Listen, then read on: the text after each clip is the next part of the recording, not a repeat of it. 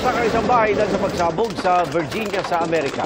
Bago yan, sinubukan pasukin ng mga pulis ang bahay at kausapin ang may-ari nito pero nagka-standoff. Narinig na lang ang sunod-sunod na putok hanggang mangyari ang pagsabog. Ayon sa mga polis, rumisponde sila dahil sa naunang report na nagpaputok ng flare gun ang isang lalaki sa kalapit na eskwelahan. Natagpo ang patay sa loob ng bahay ang may-ari.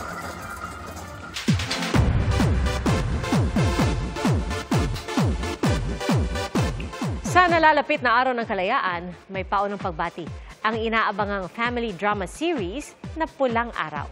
May pasilip din sa mga karakter ng serye. Tampok sa Independence Day plug ang mga bida na sina Alden Richards, Barbie Forteza, Sanya Lopez, David Licauco, at si Dennis Trillo. Suot ang kani-kanilang mga costume. Ipinasilip din ang ilang behind the scenes. Naging masusi ang cast at crew ng Pulang Araw sa pagbuo ng plug. Very proud ang cast sa Pulang Araw na ambag daw nila para sa bagong henerasyon. Isang dump truck na may kargang buhangin ang biglang umatras sa isang highway sa San Nicolas, Ilocos Norte. Nagtuloy-tuloy ito hanggang sa tumagilid. Nadamay pa ang nakaparadang kotse. Base sa investigasyon, nawala ng preno ang truck. Ligtas ang driver at agad ding natanggal ang truck at nahakot ang buhangin. Nauwi sa areglo ang insidente.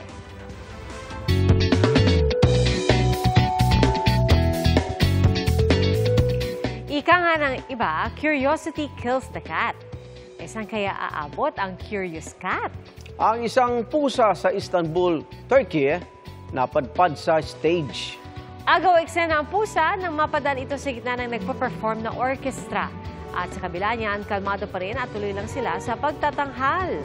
Tuwang-tuwa naman ang mga manonood. Bukod kasi sa musika, naaliw rin sila sa nag-ala special guest na pusa. Meow!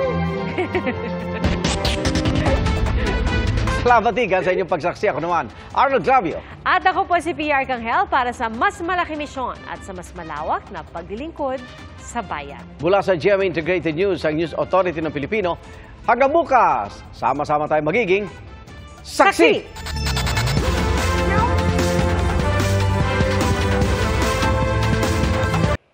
Mga kapuso, sama-sama tayo maging saksi. Mag-subscribe sa GMA Integrated News sa YouTube at para sa mga kapuso abroad, samahan niyo kami sa GMA Pinoy TV at sa www.gmanews.tv.